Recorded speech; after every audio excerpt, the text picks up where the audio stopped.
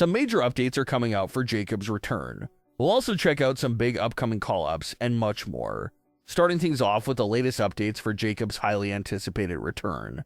Jacob was written off television a few months back with a brutal and mysterious backstage attack. The information and teasers that were given about the identity of the attacker has been very bare bones up until this point. We haven't really seen anything solid about who could have been behind the attack. All we really got was information about what was going on that specific night that he was taken out. On that same night of the attack, the main event was supposed to be Jacob versus Drew McIntyre in a #1 contenders match for the undisputed title, with the winner obviously going on to face Cody Rhodes for the title. Jacob had a friendly backstage conversation with Cody Rhodes earlier in the night, talking about how he was looking forward to facing Cody for the title after he became the new #1 contender later in the night. But when it came time for the main event, Drew McIntyre made his entrance for the match, but Jacob did not make his way to the ring. That's when it was revealed to us that Jacob was attacked backstage and unable to compete, and we haven't gotten any teasers at all about the identity of the attack ever since. So the only fact to really go by is that whoever attacked Jacob probably wasn't happy with him taking part in that #1 contenders match for the company's most prestigious prize. They were probably jealous or upset that Jacob was getting close to the world title, so they had to step in and take him out of the picture. The two top suspects we've spent months talking about included Cody Rhodes and Drew McIntyre. They were the two main men that obviously had a lot to gain by taking out Jacob. If Drew McIntyre took out Jacob backstage before the match, that makes Drew the #1 contender by default, making his path to the title even easier. So a lot of great motive there for Drew to be behind the attack.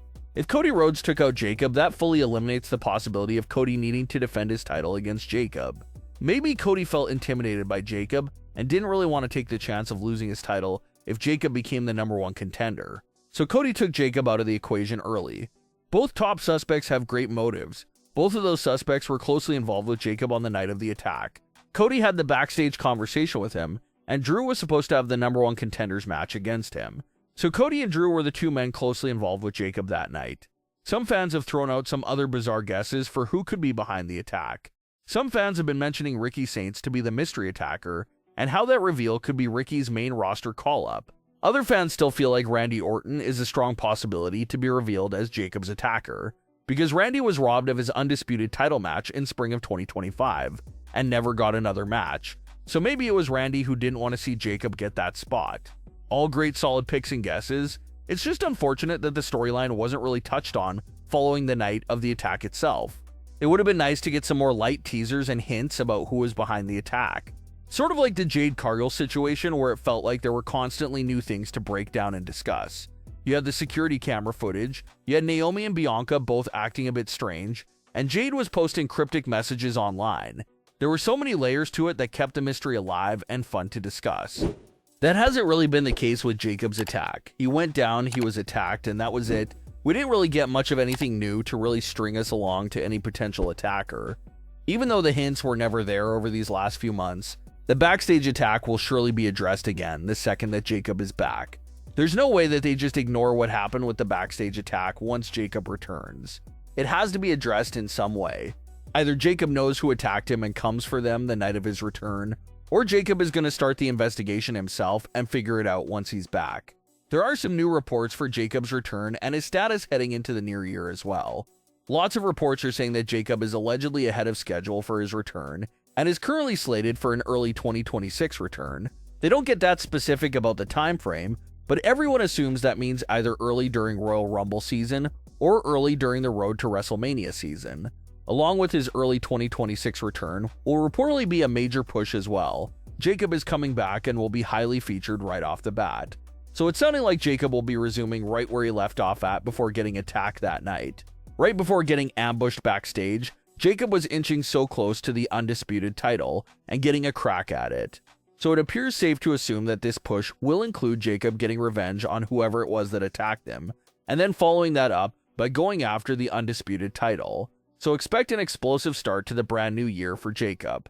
It looks like we'll finally get the answer to who was behind the attack, and the world title scene on Smackdown will get shaken up a bit with Jacob being added to the mix. A lot of great things to look forward to there. Reports recently came out that the draft event was gone, and how they will handle roster shakeups and main roster call-ups in a different fashion. And we're already seeing major examples of that and how it will work. The December 26th edition of SmackDown shined light on some of the free agents that will soon become available for Raw and SmackDown to sign. One of those individuals being Trick Williams. He spoke with Nick Aldis and Cody Rhodes backstage about his upcoming free agency status, all his accomplishments, and how he's going to be free to sign with Raw or SmackDown soon. Trick Williams has been a main event level superstar during his recent time in NXT, and a lot of fans have been excited about his inevitable transition to the main roster, and it looks like that time is finally upon us. Although they're trying to make it ambiguous about what brand Trick Williams will end up on, a lot of fans are assuming that he will be assigned to SmackDown, since that's where his partner Lash Legend is at. The company often tries to keep real-life couples on the same brand in order for it to be convenient to their personal lives and traveling. So the fact that Lash Legend is already on SmackDown tells everyone that Trick Williams will be coming to SmackDown when he's fully called up. The other future free agent that was teased recently on SmackDown was Joe Hendry. Joe competed in a match to defeat The Miz, and reports have been claiming that Joe Hendry will be called up to SmackDown as well. So that's how this new system appears to work. NXT superstars become free agents, and that gives them the right to sign with whatever brand is best for them. So we can expect Trick Williams, Joe Hendry, and other NXT stars to be called up this way in the upcoming future. Cody Rhodes' heel turn has been a popular topic of conversation all year long by the fans. Some thought he could have sold out to The Rock to turn heel. Other fans were expecting him to turn heel against John Cena at SummerSlam, but none of those things ended up happening. However, what has happened is little changes to Cody's behavior and overall tone, which has made fans wonder if a really slow burn is happening, which will result in Cody turning heel. Well, now Eric Bischoff is even jumping in on the conversation and predicting that the heel turn will happen for Cody Rhodes in 2026.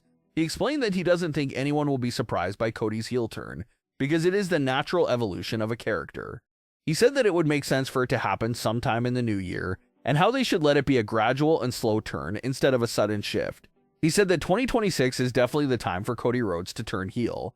It will be something to watch out for because we've been seeing so many subtle clues in recent months that it does make you wonder if the big heel turn event will follow it up here real soon. But what are your thoughts on today's stories? Leave your comments below. Don't forget to subscribe with all notifications on, and leave a like if you enjoyed. Thanks for watching, guys.